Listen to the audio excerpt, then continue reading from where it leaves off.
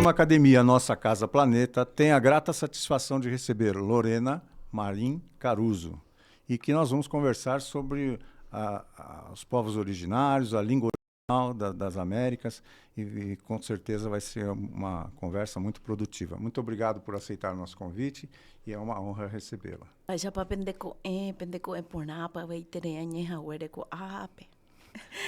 Eu falei, muito bom dia, eu estou muito grata de compartilhar esse momento. É um tempo importante, nós, como bem lembrado há pouco, nós estamos no mês que comemora o Dia do Índio, né, dia 19 de abril que passou, e por muitas vezes, apesar de se falar muito em povos originários, a matriz da comunicação, que é toda a história do índio, dos povos originários, é uma tradição oral. O indígena não escreve, ele passa de geração para geração. E a tradição oral indígena se expressa na fala. E a fala, o idioma, né, dos povos originários da América do Sul vão se perdendo e morrem. Então, muito importante essa nossa conversa, porque nós vamos tratar exatamente do idioma guarani, né? Nesse mesmo programa, nós já tivemos a oportunidade de entrevistar a doutora Beatriz Guimarães, que ela também é como nós, descendente do cacique Tibiriçá, que era o cacique originário em São Paulo, e o líder indígena de São Paulo, e que recebeu os portugueses. Então, ela fez uma entrevista falando da importância da mulher nessa participação da comunidade indígena, e recebemos também, aí já mais distanciando um pouco, um índio peruano. E aí ele falava da tradição peruana, que é um pouco distante da que nós vamos tratar hoje. Mas então, vamos conhecer um pouco, então, a professora Lorena, que é professora porque mantém a linguagem guarani, e também tem nós vamos passar por uma parte artística de design e tudo isso, né? Mas Lorena, você nasceu onde? Eu sou nascida na Asunción do Paraguai, em um bairro de Asunción, capital do Paraguai. Eu sou nascida lá, sou casada com um brasileiro há mais de 25 anos, tenho filhos brasileiros paraguaios, né? A gente fala brasiguaio. E eu sou engenheira industrial, sou formada nessa área com especialização na moda, indústrias da moda, mas da moda da preservação. E aí vem tudo que tem que ver, o contexto que sou apaixonada, então obrigada por esse momento de visualização na minha cultura, a meu trabalho, a meu país, porque a gente trabalha a preservação. É verdade que, como você falou, as línguas originárias, na maioria, mas principalmente o guarani, ela era gráfica, ela não tinha desenho. Então, os caciques, os povos que já estavam aqui antes de ser a gente colonizado alguns países pelos espanhóis, como meu país, e alguns pelos portugueses, mas colonizados pela Europa, os indígenas tinham que se comunicar e eles eram ultra criativos para poder criar o mesmo alfabeto, tanto que o Guarani ele tem 12 vogais. 12? 12 vogais. E consoantes tem muitas? Parece bastantes. Que tem pouco, e é muito... na verdade que é um gráfico fantástico, porque tem 2 letras que são uma só letra. Aquela palavra que eu falei no início, que é Mbaixapá, ela é escrita solamente com o jeito de MV, M de mamá, B larga, é que muitas vezes a pronúncia tem a B de burro e B de vaca, eu falo com minha filha. B de burro, MV, é uma sola letra, Mba, e se pronuncia com a garganta. Mbaixapá. Então, Mbateco. Bateco é uma forma de dizer como no Brasil a gente fala tudo bem? Mbateco. Mbateco. E a gente usa essas palavras para compartilhar pequenas palavras curtas dentro da especialização que eu tomei, me comprometi para visualizar nossa cultura, para poder chegar a maior quantidade de pessoas que consigam falar 1, 2, 3 palavras. O objetivo é que iniciam pelo Yopará, que é uma terceira língua que ela nasce pela evolução da língua originária. Tem pessoas que só falam Guarani e tem pessoas que já falam uma língua urbana, no caso espanhol, de minha terra, e de vocês o português. Então, aqueles índios que você conheceu, que tenho muitos amigos no Pico de Jaraguá também, aí, por exemplo, os originários, os vovôs falam o Guarani, mas os filhos dos índios já mais urbanizados, eles falam o Yopará, que é a mistura de Guarani mal falado, mais falado. Então, a gente quer muito que a maior quantidade de pessoas falem no Yopará. Yopará. O Yopará, que é a língua batecô, batecô tu dia. Então, eu estou falando tudo bem com seu dia. Já misturei uma língua urbana com mais... Assim que começa, porque se a gente vai só focalizar, igual que outras línguas, vai ser chato, entendeu? Porque ela é uma língua, parece complicada, mas se eu falo, todo mundo consegue falar. Mas a raiz vai ser... A raiz é a mesma, né? Só que o Yopará é o começo para as pessoas, por exemplo, estrangeiros que praticam comigo a língua, eles pegam um mês de aula e eles começam pelo Yopará e depois vão ao neto do Guarani. Como funciona essa aula? Como é que é isso? As aulas são muito legais porque a gente faz café. Na verdade, uma forma de falar, tipo, uma primeira etapa são cafés espontâneos para poder começar são turmas de 5. Tem estrangeiros que pela vivência só consigo fazer em forma com eles direto online, porque quando está no hotel, está praticando, ele vem a um congresso, ele quer ter contato com uma língua indígena, e aí ele pesquisou e a gente entra 4 fins de semana em fazer conteúdo online, fazemos algumas conversas e um presencial de uma conversa assim, de cara a cara, né? E acontecem, os presenciais têm lugar fixo ou depende Não, a gente faz muito em hotéis, né? Tenho parceria com algumas redes de hotéis muito legais, de 5 estrelas, que ficam nas avenidas principais, e a gente toma um café no Sheraton, um bourbon, e fazemos acontecer. As turmas de 5 são muito legais, porque a gente, quando tem mais pessoas, o aprendizado é uma dinâmica diferente. Então, a gente toma um café, mas vamos falando Guarani, praticando, perguntando, fazendo a sonoridade, escutando músicas em Guarani, lendo poemas em Guarani. Esse programa, Academia Nossa Casa Planeta, ele tem a pretensão de ser transversal e multidisciplinar. Mas ele é patrocinado pelo Lions Nações de Cultura de Paz. Então, é muito interessante quando a gente fala de culturas, né, e de nações mais primitivas, mais antigas, não primitivas, mais antigas, e dá para fazer traçar muitos paralelos aí. Com certeza. O cacique Tibiriçá, né, que era a 16ª geração nossa,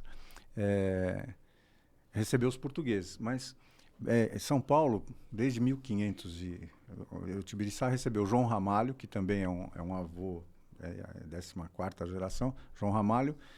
Ele recebeu, dando a filha mais velha, a Bartira, e eles casaram, então foram os primeiros brasileiros ali, português e brasileiro, né? Casaram não oficialmente, porque índio naquela época não casava oficialmente. Depois teve batismo, aquela coisa da Igreja Católica e tal, Sim. Mas...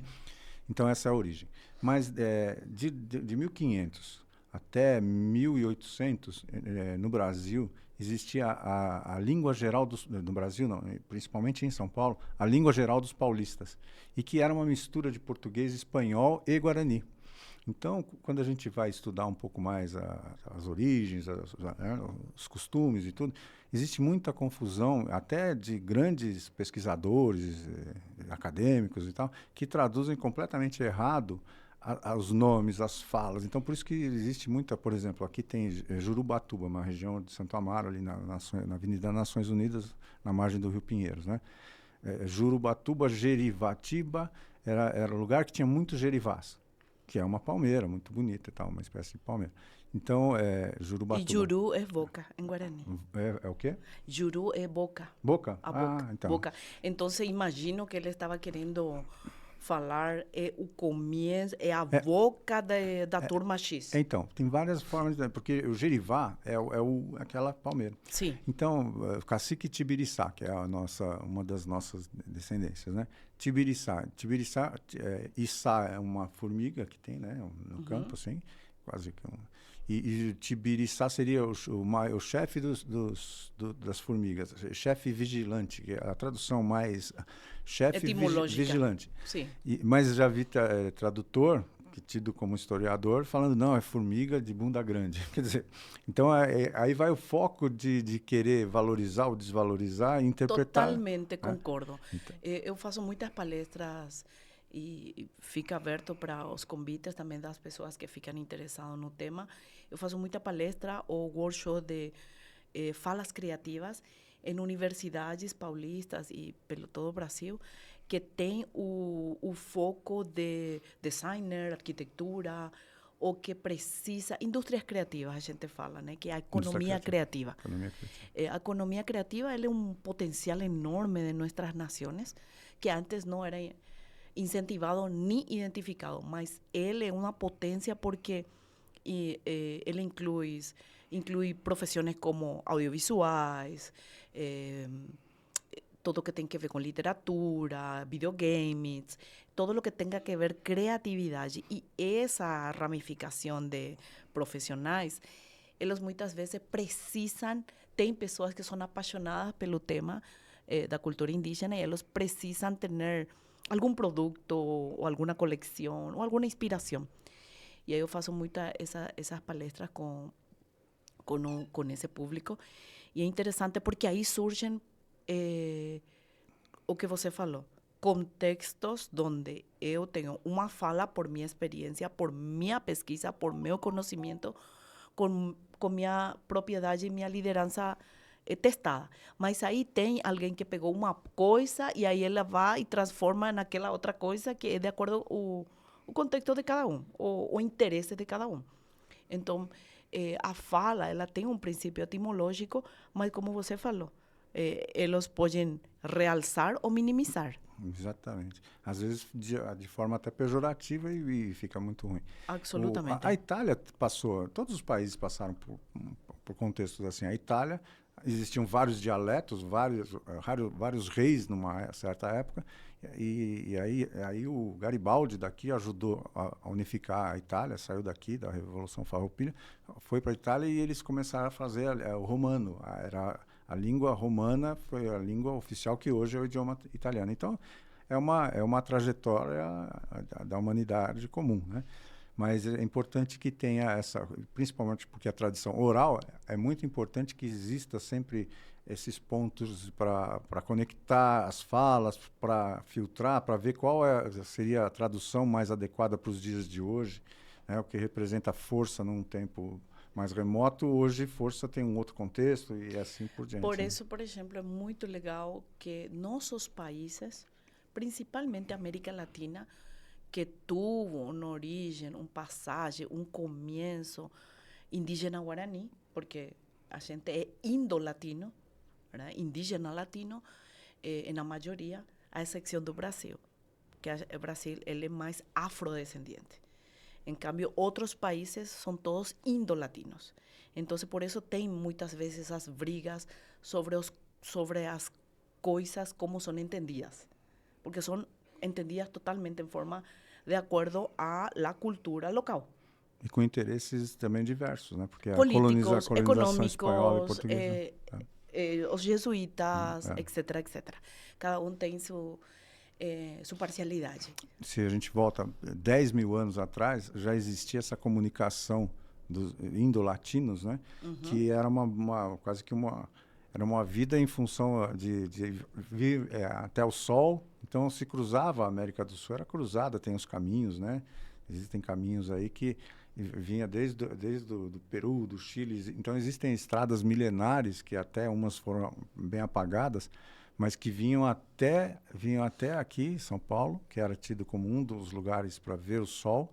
Sim. E tem 3 lugares no Brasil que esse Sol porque existia um movimento do Sol, né? Às vezes se punha num lugar, no outro. Então tem 3 caminhos aqui que eles chegavam, mas que são rotas que cruzam, vão até o Pacífico.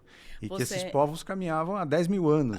Você me fez lembrar, justamente, uma menina se contactou comigo a semana passada. Ela é de Distrito Federal, ela é uma advogada, e ela tinha no plano de esse ano conhecer Asunción, Paraguai, a capital. E ela entrou pelo nosso Instagram de Amor Guarani, e eu falei que eu faço turismo de outro estilo, mais linguístico, mas ela me falou se podia indicar algumas coisas, e o foco dela era uma cidade. Lá a gente tem 3 tours, turisticamente em meu país, em Paraguai, que ela é das rutas jesuíticas, que é isso que você falou. E as 3 têm esse foco do Guarajé, que é o sol, para ir a sentir o sol em 3 dimensões diferentes. E uma delas se chama San Cosme y Damián, é uma cidade a gente tem só 2 rutas principais, Ruta 1 e Ruta 2. A Ruta 1, ela termina quando a gente acaba o Paraguai, começa a Argentina, e a Ruta 2 termina quando acaba o Paraguai, começa o Brasil. Então, o Paraguai se divide nessas 2 rutas.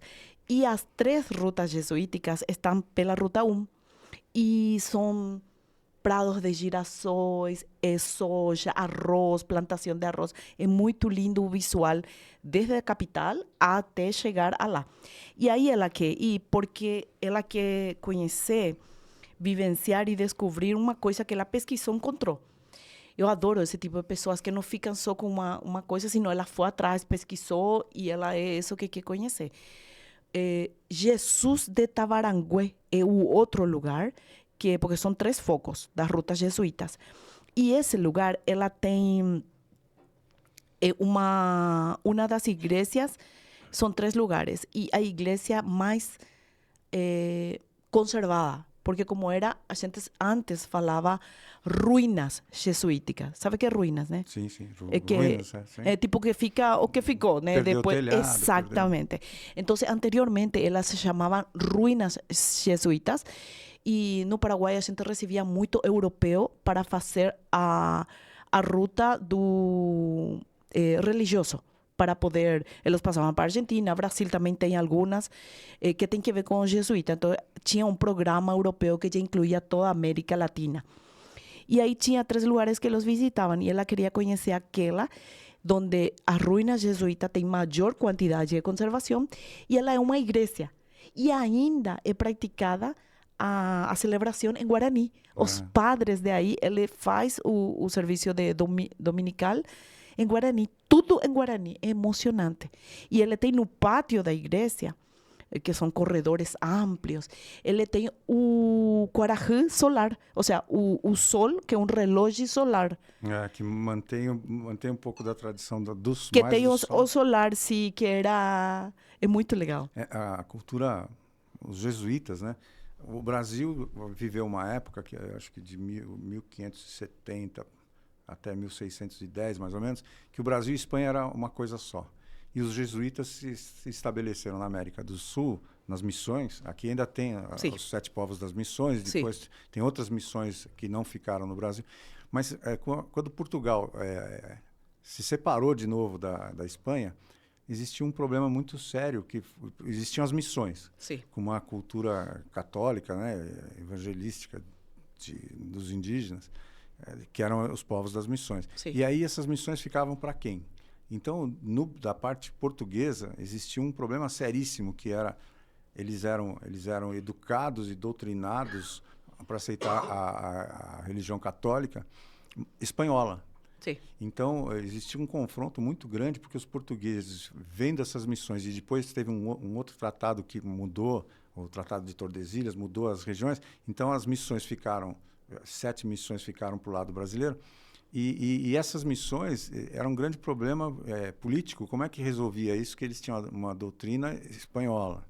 A coroa espanhola. A corona espanhola. Apesar de ser jesuíta também aqui, foi um momento de destruição, e aquela coisa que a gente vê, que era um povo que cantava, tocava, produzia, mas os portugueses vinham com a ordem de destruir tudo aquilo, porque era destruir aquela cultura jesuíta. porque a cultura indígena já estava meio que... existia um processo de apagamento da cultura originária pela própria religião europeia que estava chegando. Falando de apagamento, eu compartilhei um PDF, não sei se não dá para compartilhar, né? Aquele PDF. Então, esse PDF a gente pode pensar e a gente coloca numa edição para ver como legal, é que ele funciona. Fantástico, sem problema. Mas pode mencionar sobre ele e a gente tenta fazer essa... Perfeito. Então, existiu esse distanciamento, primeiro... E era um problema na época. Era a cultura europeia chegando numa cultura estabelecida de mais de 10 mil anos. Já foi um confronto de pelo menos 100 e tantos anos. Depois, essa separação Portugal-Espanha, que também foi um processo de apagamento. Depois, tantos outros processos de apagar a cultura. Então, aquela coisa que é a língua, que é a tradição de conversar, de saber costumes e de reter o que é bom, né? Diz que tem uma conhecer de tudo e retens o que é bom. Então, em todas as culturas tem coisas boas e coisas não boas. Mas, então, existe um processo muito grande de apagamento. Muito interessante, muito importante essas múltiplas funções suas, né? Primeiro, de organizar essas reuniões, de tentar trazer um pouco, pelo menos, da raiz do que seja esse idioma, e também da parte do design, né? Então, tem as reuniões... São coisas separadas, não? Uma da outra? Na verdade, eu acho que é como o seu podcast, que é multilateral. Eu acho que as gerações atuais temos que ser multifacéticas para poder conseguir financiar nosso dia a dia, um deles, mas também identificar o que você sabe fazer bem e avançar sobre isso. E eu percebi, não era meu estilo de vida. Eu sou casada há 26 anos e não era meu estilo de vida quando morava na Assunção. E meus filhos falam guarani, eles falam fluentemente guarani, eles foram alfabetizados em guarani, em espanhol, em português, tanto que eles falam com meus pais são guarani. E isso foi assim, claro, com meu esposo do começo. Tipo, com você vai falar português, mas quando liga minha mãe tem a ordem de nem olhar ou desligar se as crianças não falam guarani com ele. Tipo, eles têm que falar, vai, chapaneco, tudo bem com você, vovô? Carujina, o que você está comendo? Tipo, toda essa dinâmica. E no Paraguai, o espanhol e o guarani, como é que funciona hoje? No Paraguai, o Paraguai é uma terra que respeita muito a cultura guarani. Somos uma nação com altíssimo porcentaje urbano, não indígena, a maior do mundo que fala uma língua indígena.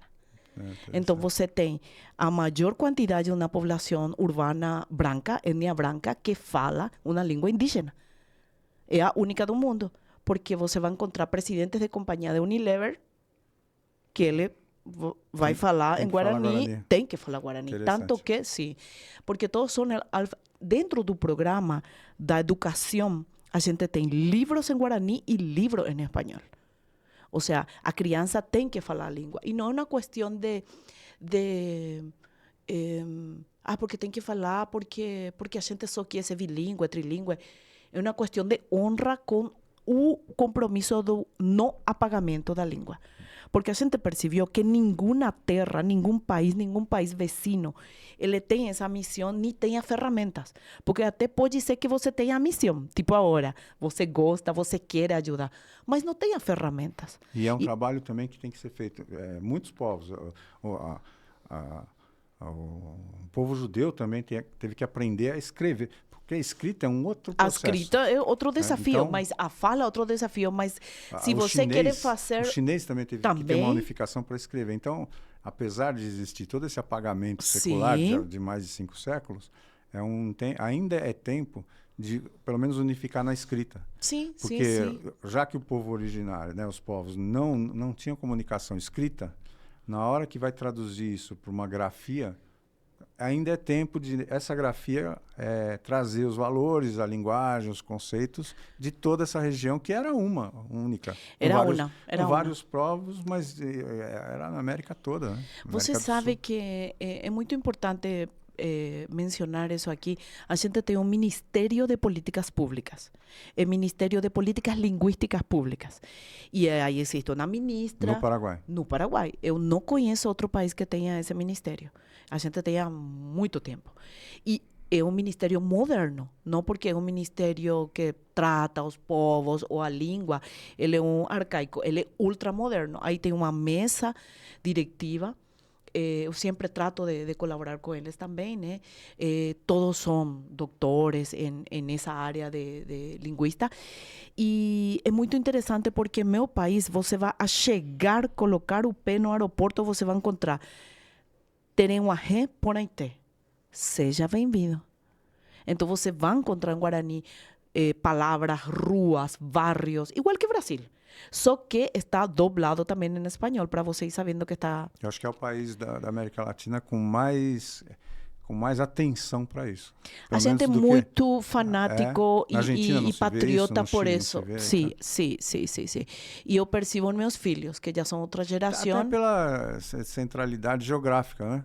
Também, talvez isso seja interessante, porque... Tipo, por quê, você acha? Pode liderar porque como o Paraguai é o coração da de América aí. do Sul, Sim. talvez até historicamente mesmo, porque essas caminhadas que se faziam de um litoral ao outro, em busca do sol, se saía do Peru Sim. até, né, os caminhos, no Instituto Histórico Geográfico de São Paulo, que eu participo também, lá tem uma maquete desses caminhos, muito linda, foi feita por um professor da USP que já faleceu, e que fala dessa comunicação entre os povos, todos os guaranis, mas o Paraguai sendo o centro, Sim. Em tempos mais remotos, também seria um lugar de unificação ali, de conversa, de entroncamento. É questão de pesquisar, talvez. A gente quer seguir isso. Talvez nessa vocação, assim, que já é herdada de tantas outras gerações. Pode ser. Porque os outros países não mantêm muito. Não tem interesse e eu percebo, porque eu trabalho toda a América Latina. Então, eu posso te falar quem tem interesse e quem não tem.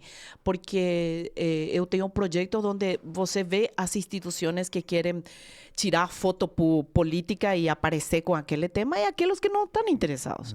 Então, América Latina, na verdade, eu vejo muitos países da região que não têm interesse e outros que têm, mas não têm a gestão, que é o recurso humano, com autoridade para falar, porque muitos, por exemplo, eu encontrei aqui mesmo no Brasil, onde já entrei em projetos de mesa de trabalho para trabalhar com grandes organizações e pela organização mega importante e clave, vinha uma pessoa que não falava guarani.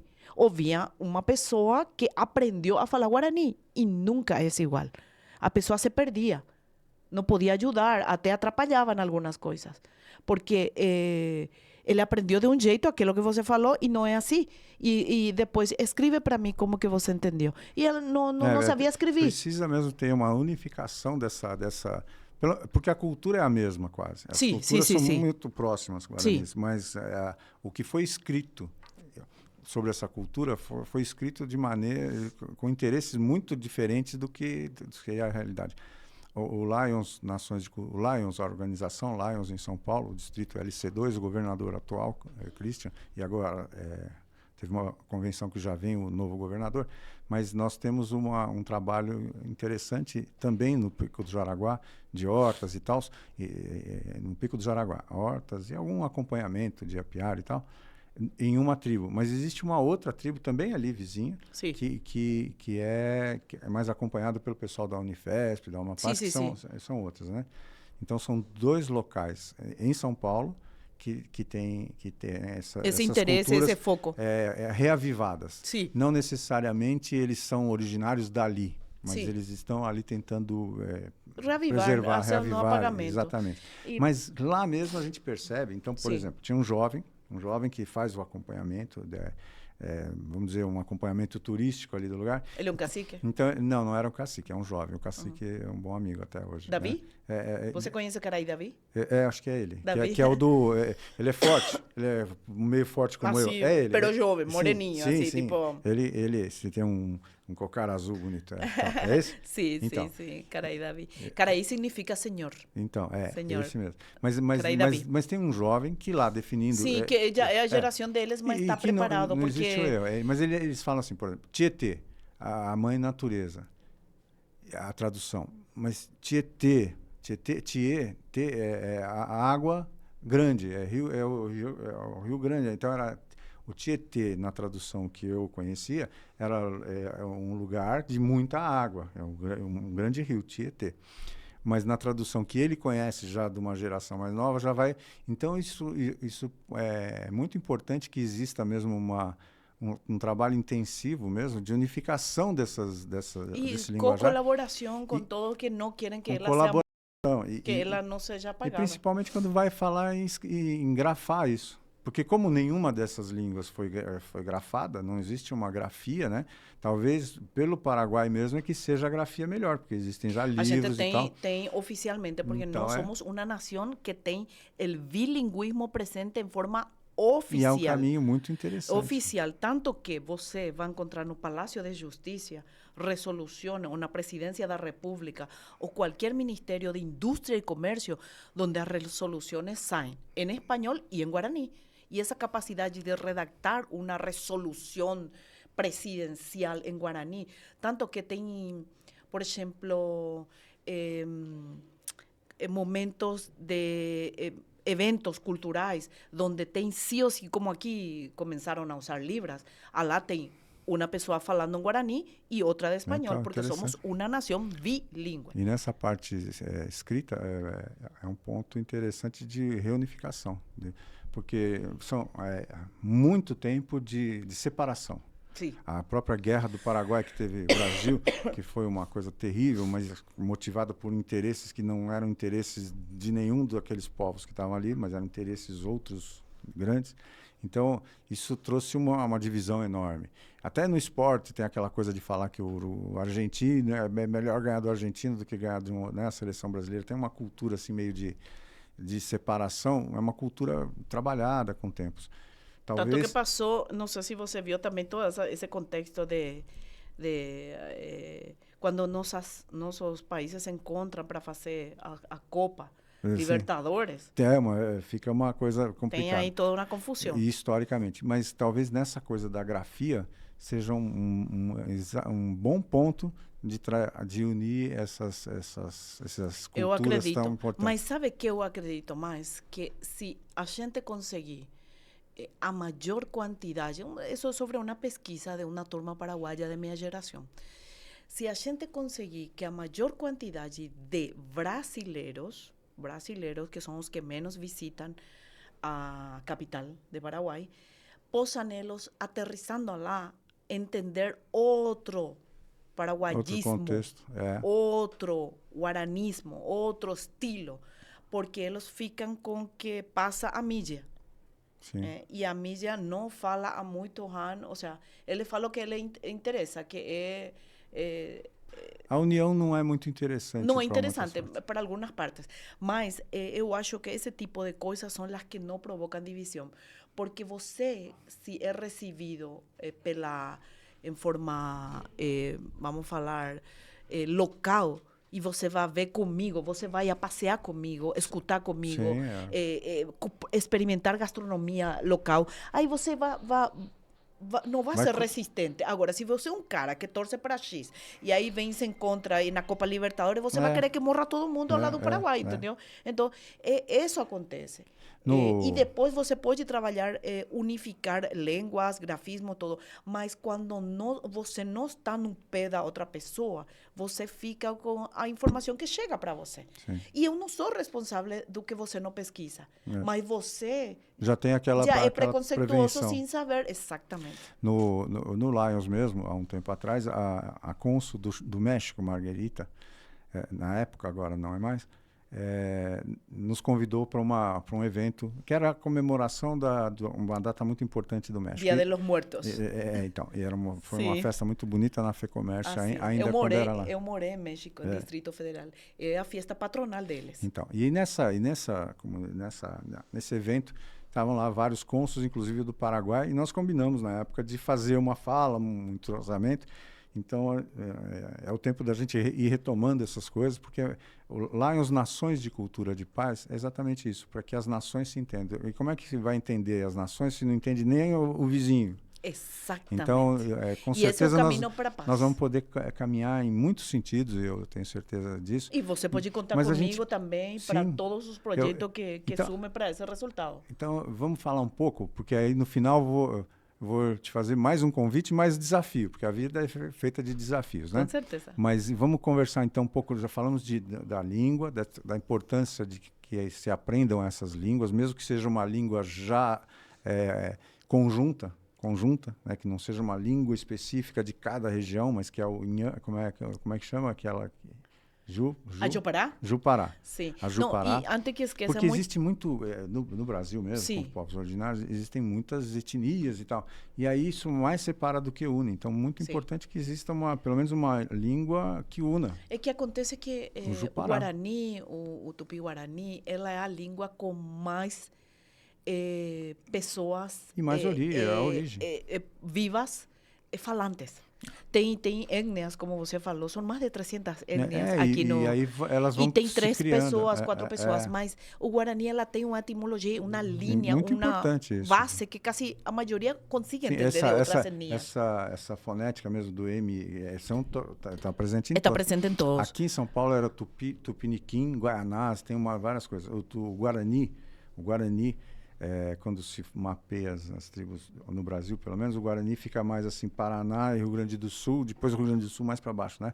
Tem a rua, tem outras coisas. Sim. Mas o Guarani é a mãe de todas elas. É a mãe. O Tupi Guarani. Não sei totalmente. Tanto que ela é a língua oficial do Mercosul. Então, e quase ninguém sabe. Ninguém sabe. Então, esse trabalho já fica aqui um pré-acordo que a gente trabalhe bastante nesse sentido, mais ainda do que já tem sido trabalhado, mas unir forças para isso. E para trabalhar nesse sentido, dessas aulas, inclusive. Depois eu queria que você deixasse uma forma de comunicar. Aliás, sim. Nosso Instagram é Amor Guarani, todo junto, onde você pode colecionar essas peças, que esse é o nosso logo, Amor Guarani. Já fala do design e já fala também do idioma, não é isso? Sim, exatamente. Então, no Amor Guarani você tem projetos, tem... inclusive a gente tem datas no ano, como Dia da Mãe e outras datas, que eu faço concertos de harpa, porque também minha família tem tios todos que fabricam harpa paraguaia. A Lorena que toca? Não, eu só vendo.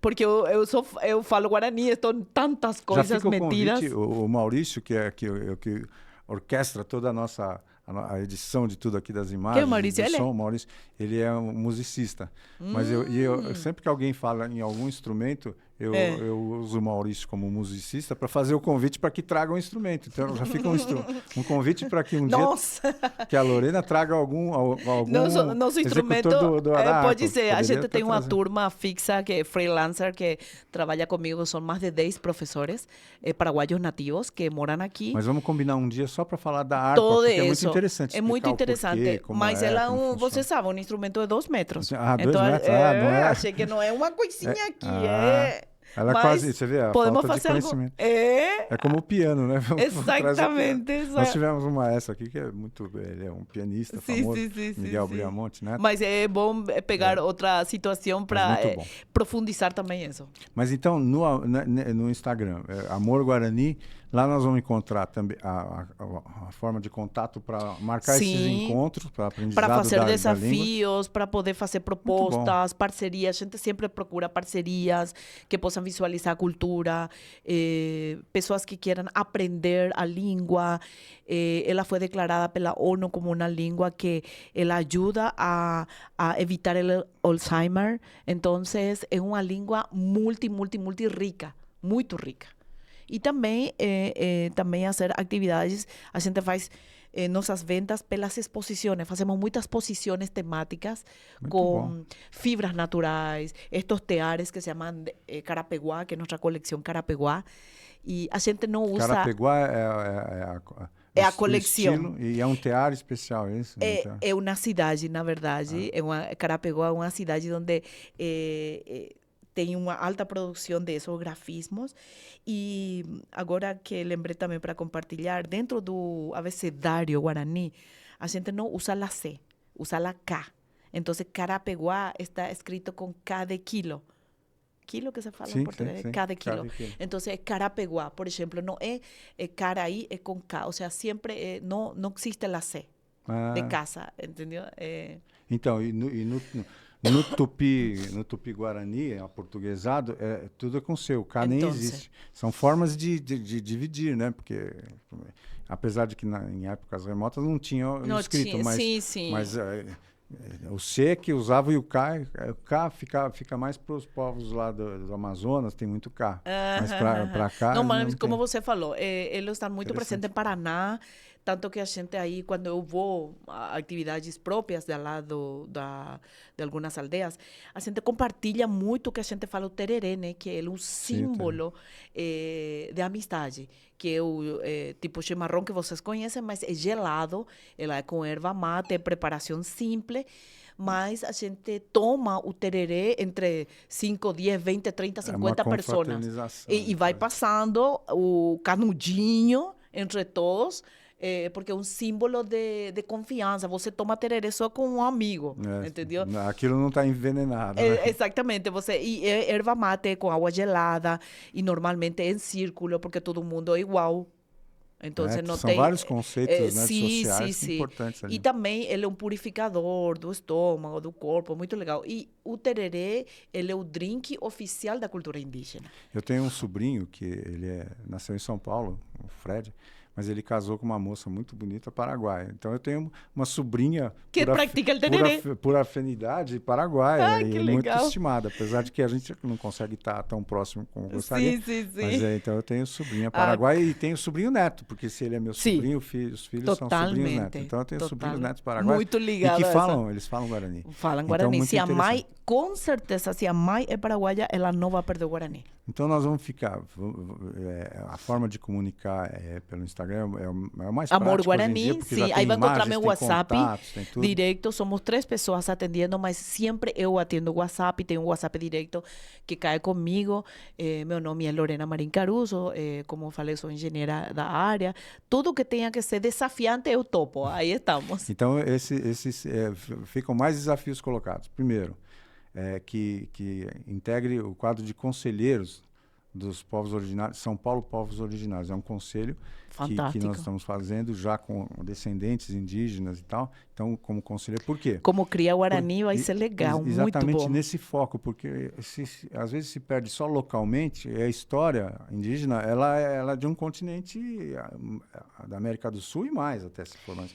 Então é muito importante que exista presente essa visão e uma ampla. mesa de trabalho sobre esse objetivo, a longo prazo. Então fica esse desafio, esse convite. Legal, obrigada. Depois o convite também extensivo dessa coisa da harpa, de desenvolver algumas atividades conjuntas. Então agora nós caminhamos para a parte do agradecimento, da despedida, e depois nós vamos ter um momento em que nós fazemos a outorga de um prêmio. Mas é ao final. Então, eu queria que você falasse qual a mensagem que gostaria de deixar no final da nossa conversa, e aí a gente parte para a parte da outorga do troféu. Sim, então, eu, como uma brasileira mais aqui, eu sou tão brasileira como paraguaia, porque meus filhos, no momento que você tem filho, aquilo que falou, você é um pouco também daquela terra, verdade? Eu respeito, gosto muito do Brasil e gostaria muito, muito, muito que vocês, a nação brasileira, gostem e respeitem também o Paraguai. E isso poderia começar muito com não fazer mais piadas xenofóbicas quando fala aquilo do Paraguai original. Eu detesto isso, eu já chorei muito por isso. Então, meu mensagem é vocês profundizarem sobre a cultura paraguaia, sobre a importância e o respeito que a gente tem sobre nossos originários, que também são seus originários, e não falar essa piada que já fez chorar muito meus filhos e filhos de meus amigos e filhos de muitos brasileiros que são misturados. Então, essa coisa do Paraguai original é uma piada de fronteira com interesses que ninguém conhece dentro do meu país. Ninguém conhece, e é uma piada que só fala o brasileiro. Não, ninguém entende na Argentina, em Chile, em Colômbia, ninguém sabe. É uma piada que não tem sentido. Importante Então, esse relato. Porque existe mesmo e é uma coisa com interesses que não tem nada a ver com a vizinhança dos povos. Tem a ver com produção. Nem com que vem produção, porque eu quero lembrar que essa piada vai para as pessoas brasileiras que vão a comprar em 2 ruas cruzando o Ponte da Amistad. É falta de ignorância cultural. Em 2 ruas, o cara vai pegar eletrônica de outro brasileiro e vem a vender para outro brasileiro. Exatamente. O Paraguai não tem nem atendente lá, o negócio é de algum libanês. É de um chinês, de um tailandês. Exatamente. Mas o coitado do Paraguai, estou cansada de escutar meus filhos também de aquilo é do Paraguai Fica original. aqui o desafio nosso, para nós todos, né? Sim. Nós faz mais espanhol, né? Sim. Nossa. Então. Nhande. E em Guarani é Nhande. Então, Nhande. um desafio, Nhande, Sim. de trabalhar mais esse conhecimento, porque todo preconceito vem de uma ignorância. Por la falta de uma conhecimento ignorância cultural, não conhece. Totalmente. Então, o Lions Nações de Cultura de E Paz isso traz paz. tem esse propósito. Isso traz paz. Tem esse propósito de trazer, mostrar que, no fundo, todos somos irmãos, principalmente os mais próximos, os mais avizinhados. Então é um trabalho, é um Nhande. Nhande, um trabalho conjunto seria. Nhande é juntos. Coletivo, juntos. Inclusive a temática do Lions atual é essa, juntos. Nossa, então eu vou ver uma frase que vai a traduzir, a gente pode fazer deixar muita coisa e vamos como ver se a gente slogan consegue em Guarani. caminhar. A doutora Zaira que fez o convite para que você estivesse aqui. Fofa. Fica nosso ponto de ligação para isso, para desenvolver essas atividades, Sim, que ela é muito boa para criar eventos, a gente pode ou visualizar isso, é muito importante. E nós temos desafios importantes, bons e que são factíveis. Então, muito obrigado por ter vindo. Nós temos um material que nós vamos tentar colocar de uma forma aceitável na edição dessa nossa conversa. E agora nós caminhamos para a segunda parte, que é uma pequena homenagem, que é um prêmio por esse trabalho todo e essa trajetória de tanto tempo. Obrigada. Muito obrigado por sua presença. Obrigada pelo espaço. Obrigado.